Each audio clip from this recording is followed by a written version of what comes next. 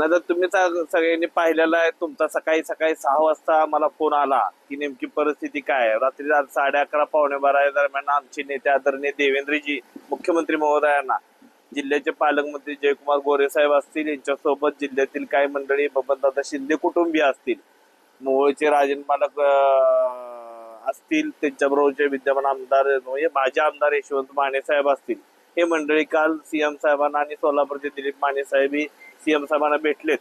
ते तुम्ही नेहमी बघतच आल्यास आमचे पालकमंत्री आदरणीय जयाभाऊ प्रत्येक वेळ सध्या जिल्ह्यातल्या प्रत्येक ठिकाणच्या भाषणात सांगतायत.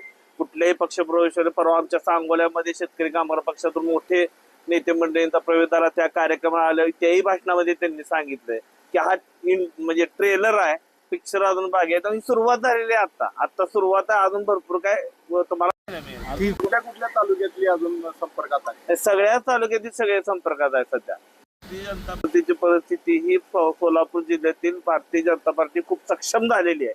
संघटनेने आजपर्यंत काम खूप सक्षमपणे केलेलं आहे इथलं काम. आणि आमचे पालकमंत्री जयाभाऊंचं काम करण्याची पद्धती, काम करण्याचा धडाका असा आहे. आणि मुख्यमंत्री महोदयांनी सध्या प्रत्येक गोष्टीतच शेतकरी किंवा सर्वसामान्याच्या केंद्रबिंदू ठेवून काम करतायत. ते आज शेतकऱ्यांसाठी दिलेलं पॅकेज पाहिलं तुम्ही, 32,000 कोटीचं पॅकेज आहे.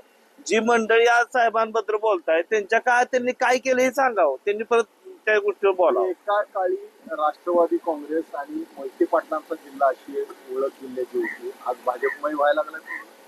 हा जिल्ह्याची ओळख भविष्यातली कायमस्वरूपी भारतीय जनता पार्टीचा जिल्हा म्हणून राहील, ही जिल्हाधीश नात्यानं सांगतो. सांगोल्यातला एक मोठा नेता अजूनही भाजपच्या संपर्कात आहे, कोण आहे आणि काय नक्की करू? आता काय त्याबद्दल माझ्या मी जिल्हाध्यक्ष म्हणून तुम्ही मला हे विचारता खरं आहे, पण आता कळेलच ना. आमच्या जयाभाऊंच्या भाषेत सांगायचं आता ट्रेलर आहे, अजून पिक्चर चालू आहे, सुरुवात झालेली आहे. आता म्हणजे कोण आहे तुमचा काय संपर्क? आता सगळे संपर्कात आहेत. आता नेत्यामुळे कोण म्हणून सांगायचं, जिल्ह्यातील असा एकही नेता नाही की जे आमच्या देवेंद्रजींच्या जयाभाऊच्या संपर्कात नाही. दीपक साळुंखेंचं नाव पुढे येते तुमच्या? आता नक्कीच ते तुम्ही म्हणता, ही अनेक दिवसापासून ही सगळी चर्चा आहे, तुम्ही सगळे ऐकताय. काय परिस्थिती कळेल आता 2-4-8 दिवसामध्ये, जसं काय जसे निर्णय होते त्यात तुम्हाला या गोष्टी कळणार नाही. सगळ्याच गोष्टी आता बोलणं योग्य नाही.